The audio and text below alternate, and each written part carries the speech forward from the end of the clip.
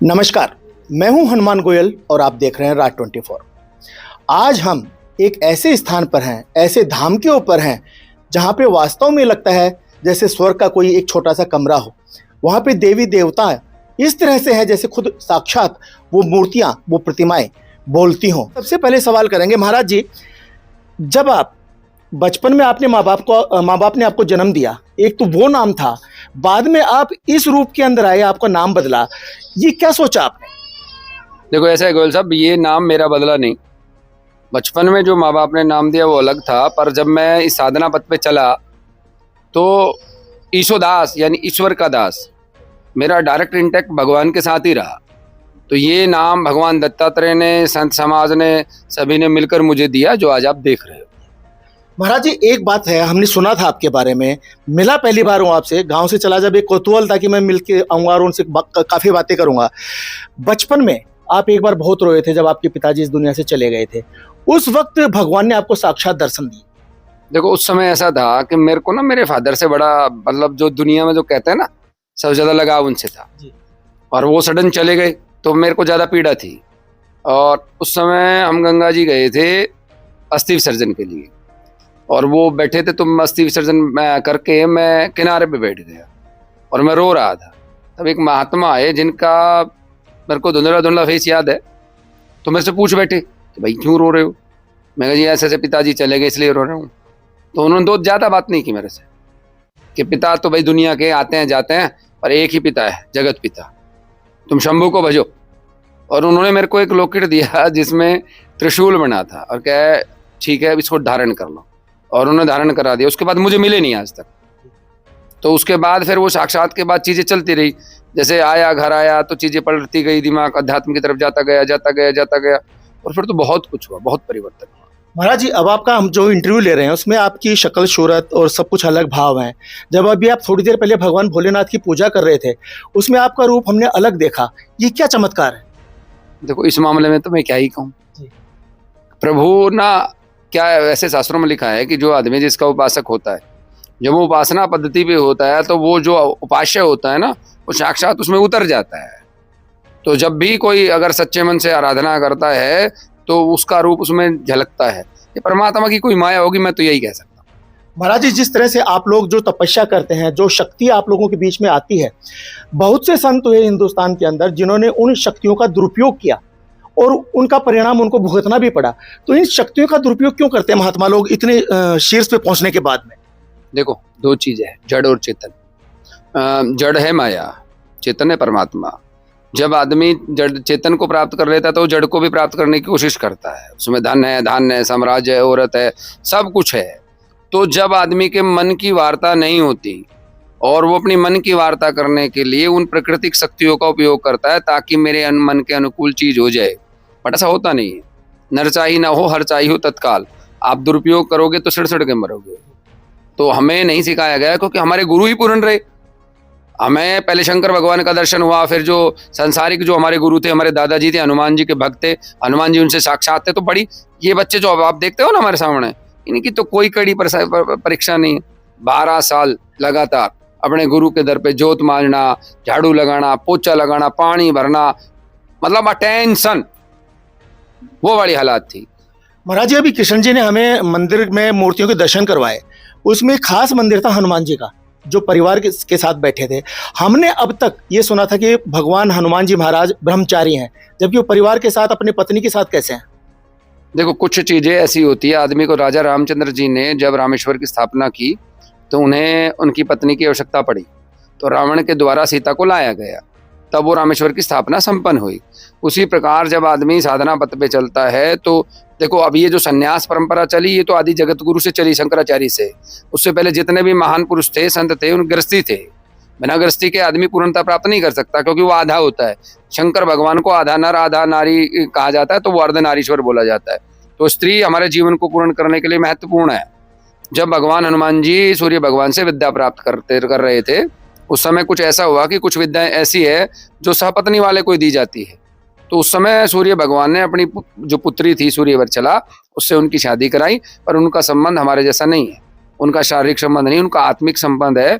आज भी गंधमादन पर्वत पर, एक पर्वत पर माता सूर्यवर चला, दूसरे पर्वत पर हनुमान जी तप कर रहे हैं। महाराज जी, अपने इलाके के अंदर गोकशी बहुत ज्यादा होती है, गो तस्कर गायों को ले जाके काटते हैं। अभी आप पूजा अर्चना करने के बाद में कह रहे थे विश्व का कल्याण हो। जब वो गाय काटने वाले उनका भी हम कल्याण करते हैं तो उनको पाप कैसे लगेगा? देखो, दो चीजें इसमें, हमें सोचना पड़ेगा सबका कल्याण। इसमें यह नहीं कि हम सबका कल्याण सोच रहे तो होगा, क्योंकि जिस आदमी ने जो पाप किया है वो भोगना ही पड़ेगा। कोई लाख करे चतुराई, कर्म को लेख मिटे ना मेरे भाई। ये नहीं है कि अगर ऐसा करोगे, आप गोकशी करोगे, ऐसा अपराध करोगे तो आपको क्षमा कर दे। सबसे ज्यादा दंडनीय अपराध है और उनको भोगना भी पड़ेगा, धरती पर भी और नरक में भी। महाराज जी, आज की जो युवा पीढ़ी है कई बार भटक जाती है, क्रिमिनल लाइन में चले जाते हैं या फिर नशे पत्ते के चक्कर में नशों का कारोबार करते हैं। ऐसी पीढ़ियां किस तरह से आप उनको सुधारेंगे? देखो, हमें क्या होता है, हम आज जो माँ बाप है ना, हमारी कई गलतियां हैं। माँ बाप बच्चों को एक बात सिखाते हैं, अरे माँ बाप की बात मानो, माँ बाप की सेवा करो, घर का अनुसार चलो, लेकिन वो उन्हें धार्मिक संस्कार देते ही नहीं। सबसे बड़ी बात है, हमारे सनातन में 16 संस्कार है और सबसे पहले गर्भाधान संस्कार होता है, हम करते ही नहीं है। पुष्पवन संस्कार होता है, फिर जात कर्म संस्कार होता है, वो डालते ही नहीं है।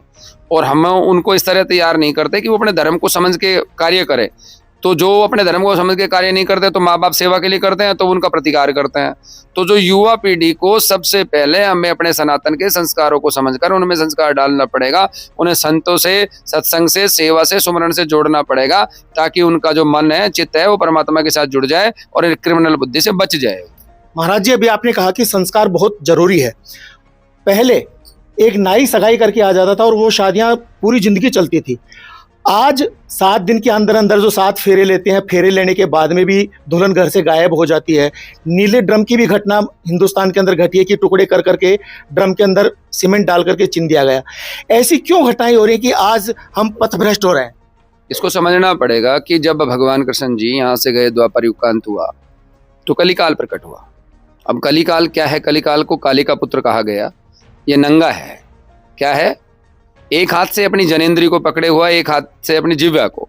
तो ये प्रदर्शित कर रहा है कि मैं लोगों का पतन इस जनेंद्री से और जिह्वा से करूंगा, खाने पीने से और भोग से करूंगा। तो जब बच्चों में हार्मोनिकल चेंज आते हैं, उस समय माँ बाप ध्यान नहीं देते हैं और वो बच्चे लापरवाह होकर इंटरनेट के द्वारा, फोनों के द्वारा, इन चीज़ों के द्वारा गलत चीज़ों में इतने डीप चले जाते हैं। मैं तो ये कहूँगा उसमें वो डिप्रेशन में ही रहते हैं और वो गलत काम करते हैं। तो उनकी जो डिज़ायर हो गई, इस भोग की डिज़ायर इतनी बढ़ जाती है कि वो ना तो अपने जीवन साथी से पूरी होती है, ना 5 साथों से पूरी होती है। उसके बाद फिर वो गलत काम करता है और फिर ड्राम जैसी हरकतें होती है। महाराज जी, आप समाज से जुड़े हुए हैं। बहुत से लोग अरबपति, खरबपति, जिनका विदेशों में कारोबार चल रहा है, वो अपने माँ बाप को वृद्धाश्रम में डाल देते हैं। ये वृद्धाश्रम वाली जो प्रवृत्ति है, जबकि उनके अंतिम संस्कार तक भी वो नहीं पहुंच पाते उनके बच्चे, और किराए के, भाड़े के लोग ही उनको कंधा देते हैं। देखो हनुमान जी, आप इसको थोड़ा सा समझना पड़ेगा। हम सभी सनातन की बात करते हैं। सनातन में 4 आश्रम है जिनकी अनुपालना हमने छोड़ दी है। गलती हमारी है, गलती उन बच्चों की नहीं है, क्योंकि हमने पहले संस्कार नहीं डाले। ब्रह्मचारी हम रहे नहीं, गृहस्थी का पालन हमने अच्छी तरह किया नहीं। ये 50 तक की बात है। अब वानप्रस्थ 50 के बाद वानप्रस्थ में चले जाना चाहिए था। अब हम नहीं जा रहे हैं। हम उनके घर पे, उनके धन पे, उनकी चीजों पे अधिकार जमाए बैठे हैं, तो धिक्कारेंगे वो। तो हमने संस्कार नहीं दिए, इस कारण बच्चे कर रहे हैं, जो गलत है। माँ बाप चाहे कितनी उम्र मरे, नहीं करना चाहिए। बट हम भी अपने धर्म को भूल चुके हैं कि हमें वानप्रस्थ में भी जाना है, हमें संन्यास में भी जाना है, हमें कल्याण भी करना है। हमें तो अब ऐसा भोग की ऐसी आदत पड़ गई कि मरणासन तक हमें सब कुछ चाहिए। तो वो हम प्रकृति के विरुद्ध कर रहे हैं, तो प्रकृति जबरदस्ती करवा रही है, वो हमें समझना ही पड़ेगा। इसलिए अब ये लोग क्या कहते हैं, गाँव के मंदिर में चले जाओ, तीर्थ पे चले जाओ, संतों से, सत्संग से, सुमरण से, सेवा से बच्चों को दूर करते हैं। तो संस्कार बच्चा सीखे कहाँ? जब उसके हाथ में बाप फोन चला रहा है तो बेटा भी फोन चलाएगा। जो बाप कर रहा है वही तो सीखेगा। जो बाप की जुबान होगी, वो संतों के पास जाओगे तो पता चलेगा। अब आते ही उनको कुर्सी चाहिए, सोफा चाहिए। संतों के पास जाओगे, बेटा नीचे बैठ जा। अब जब आज नीचे बैठेगा, तड़के बैठेगा, तो उसको महत्व पता पड़ेगा नीचे बैठने का महत्व क्या है। ये स्थिति का फर्क है कि संतों की स्थिति में और उसकी स्थिति में अंतर है। उसको वहां आना है ना, तो अपने आप को आंतरिक रूप से उस लेवल से ऊपर लाना पड़ेगा, तो अपने आप कुर्सी मिल जाएगी। तो वो चीज हम नहीं सिखा रहे अपने बच्चों को, उसी का परिणाम है। महाराज जी, जब इस मंदिर में हम आ रहे थे तो आपकी एक डिग्रियों का पूरा बोर्ड लगा हुआ था इतनी डिग्रियां आपने ले रखी हैं कि विदेश में भी या हिंदुस्तान में भी बड़े बड़े पैकेज मिल सकते थे आपको, फिर आप इस लाइन के अंदर, आध्यात्म लाइन के अंदर, संतों की लाइन के अंदर क्यों आए? देखो गोयल जी, मैं ना बड़ा व्यापारी था। आपको एक बात और बता दूं, मेरे पास हरियाणा का सींड वगैरह होता था। मंदे टाइम में करोड़ों का कार्य करता था, पैसे बहुत देखे, मशीनों से पैसे के नहीं।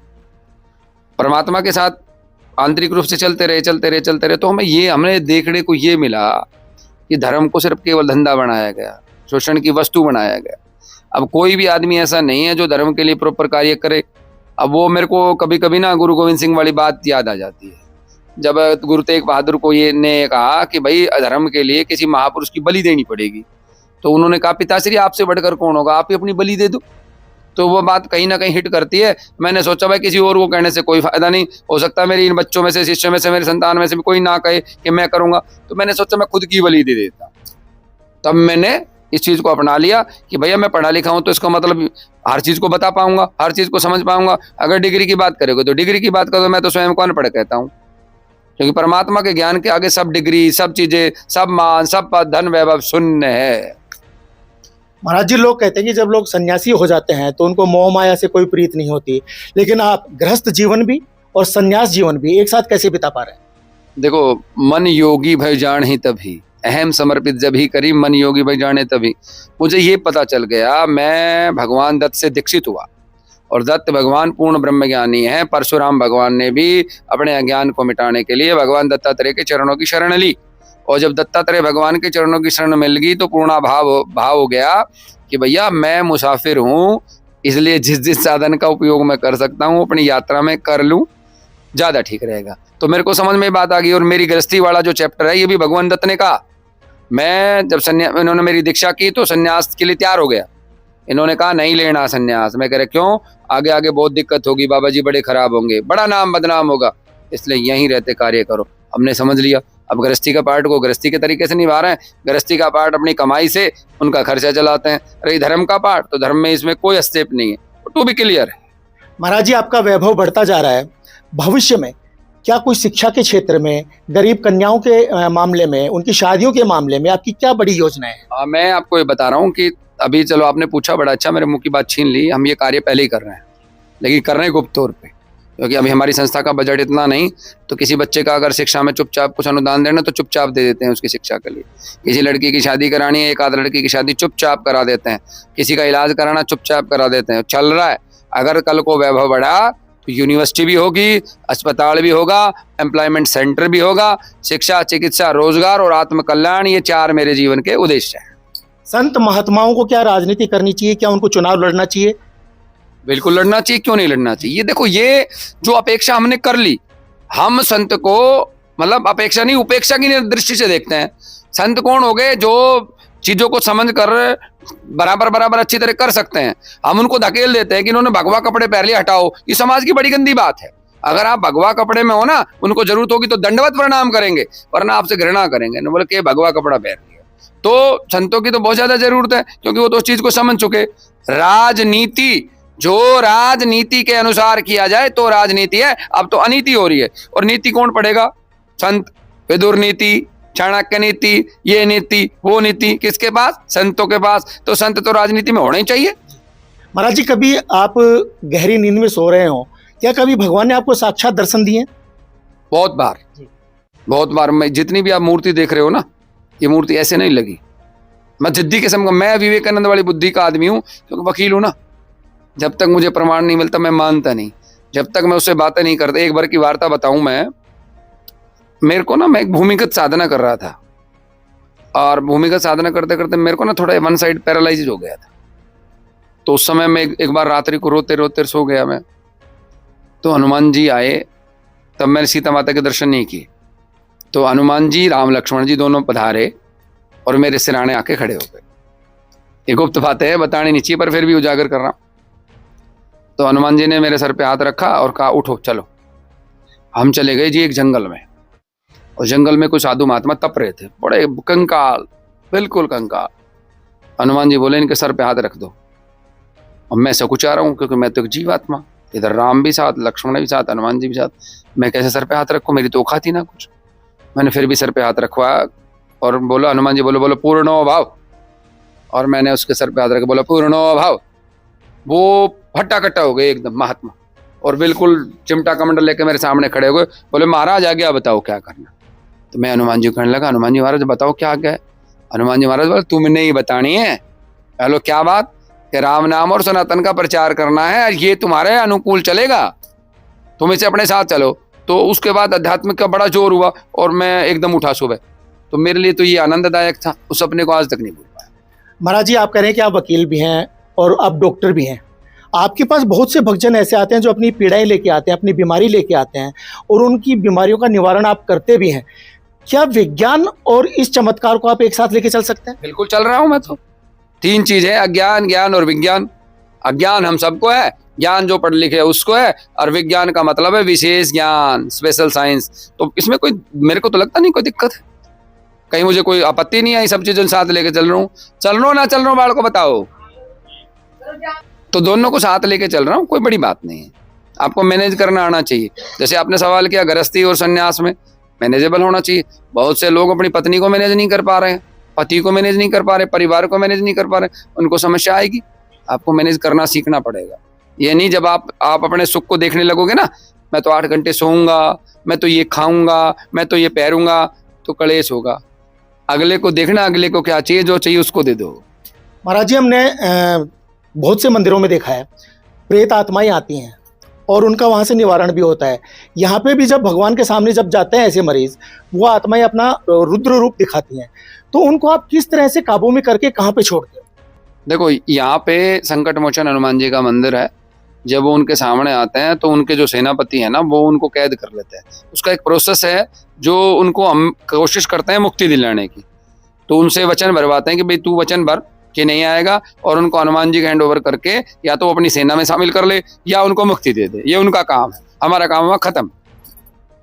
तो इस तरीके से उनका निवारण करते हैं। महाराज जी, सनातन धर्म, ये सनातन धर्म के लिए आप क्या विशेष करें? क्योंकि हिंदुस्तान के अंदर जो सरकारें हैं वो सनातन धर्म के लिए बहुत ज्यादा आगे अग्रसर है। देखो हम तो राम मंदिर के लिए हमने आंदोलन किया है, मरणानशन, और जो भी जितनी भी सनातन चीजें हुई ना, हम उसके लिए हमेशा आगे बढ़ चढ़ कर करते हैं।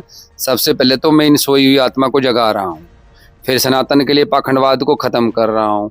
सनातन का मतलब है सदा रहने वाला धर्म, वो सनातन धर्म ही है और सनातन परमात्मा ही है। उसके लिए पूरा कार्य किया जा रहा है, लोगों को जगाकर सत्संग के द्वारा, सेवा के द्वारा, सुमरन के द्वारा, जिस तरह भी आध्यात्मिकता का वैभव बढ़ सके, हम हर वो कार्य करना है कि सनातन का डंका पूरे विश्व में बजे। सनातन का डंका पूरे विश्व में बजे। लेकिन पश्चिम बंगाल के अंदर अभी एक बाबरी मस्जिद शिलान्यास हुआ है, इसके बारे में आप क्या कहेंगे? मैं ये कहता हूँ हर आदमी की पूजा पत्ती अलग अलग हो सकती है। जो भाई आज हिंदुस्तान में मुसलमान है वो वास्तव में मुसलमान नहीं है, तो वो हिंदू यहाँ के, बट उनके दिमाग में कोई भ्रम हो गया है, तो अपनी पूजा पद्धति जिस हिसाब से करना चाहे करे। पर किसी ऐसे आदमी के नाम पे उसका शिलान्यास हो कि जो देश में दिक्कत देता हो, जो आतताई हो, आतंकवादी की तरह कार्य करे, तो ये गलत है। इसके लिए मैं नहीं कह सकता। हिंदू है हम, वतन है हिंदुस्तान हमारा। धन्यवाद। देखते रहें राज 24। नमस्कार।